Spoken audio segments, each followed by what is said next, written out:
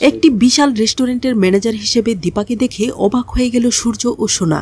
হ্যাঁ বন্ধুরা, অনুরাগের ছোঁয়ার আগামী পর্বে এমনটাই ঘটতে চলেছে।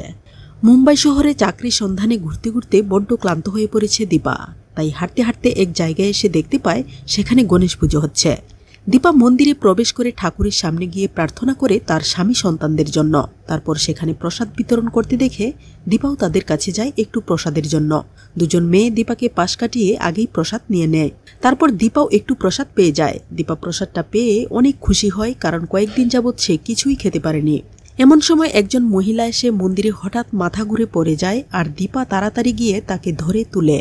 দীপাকে মহিলাটি বলে, আমি কয়েকদিন যাবৎ কিছু খাইনি, আমাকে একটু খেতে দিবে? দীপা আর কিছু চিন্তা না করে নিজের প্রসাদটুকু মহিলাটিকে দিয়ে দেয়। মহিলাটি দীপাকে প্রাণ ভরে আশীর্বাদ করে। দীপা মহিলাটিকে বলে, আপনি খুব অসুস্থ, তাই আপনাকে হাসপাতালে নিয়ে যেতে হবে। তারপর দীপা সেখানকার একজনকে জিজ্ঞেস করে একটি ডাক্তারের ক্যাম্পে নিয়ে যায়, যেখানে কর্তব্যরত ডাক্তার ছিল সূর্য। সূর্যর একটি ফোন আসাতে সূর্য সেখান থেকে উঠে বাইরে চলে যায়। এমন সময় দীপা মহিলাকে রেখে চলে যাওয়ার সময় সূর্য আবার এসে দীপাকে পেছন থেকে একটু দেখতে পেয়ে চমকে যায়।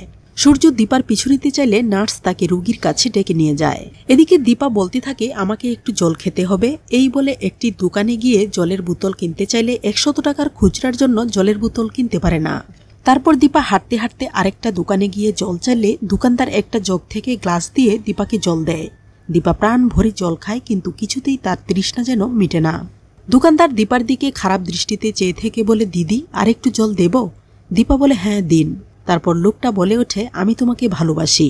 দীপার কাছে লোকটার আচরণ খারাপ লাগায় সে সেখান থেকে দ্রুত চলে যায়। অন্যদিকে মুম্বাই শহরে ডাক্তারদের এক বিশাল সম্মাননা অনুষ্ঠানের আয়োজন করা হয়, যেখানে সূর্য ও সোনাও উপস্থিত ছিল।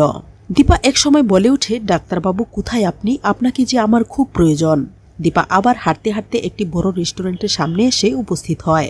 রেস্টুরেন্টে কর্মরত দুজন লোক দীপাকে ফলো করতে থাকে। দীপা খাবার কিছু কিনতে চাইলে হঠাৎ মাথা ঘুরে পড়ে যায়। এমন সময় ওই দুজন লোক তার কাছে এসে তাকে ধরে তুলে নিয়ে বেঞ্চে বসায়। বলে, তুমি নিশ্চয়ই বাঙালি, ভয় পেও না, আমরাও বাঙালি। দীপাকে দেখে বুঝে যায় যে সে অনেকদিন ধরে কিছু খায়নি। তারপর তারা দীপাকে কিছু খেতে দেয় আর বলে, তুমি তাড়াতাড়ি খেয়ে নাও, তা না হলে আমাদের মালিক এসে তোমাকে দেখলে প্রচন্ড রেগে যাবে। এই বলে তারা সেখান থেকে চলে যায়। দীপা খাবার খেয়ে এসে দেখতে পায় তাদের মালিক এসে একজনকে আসতে লেট হওয়ায় প্রচন্ড বকাবকি করছে।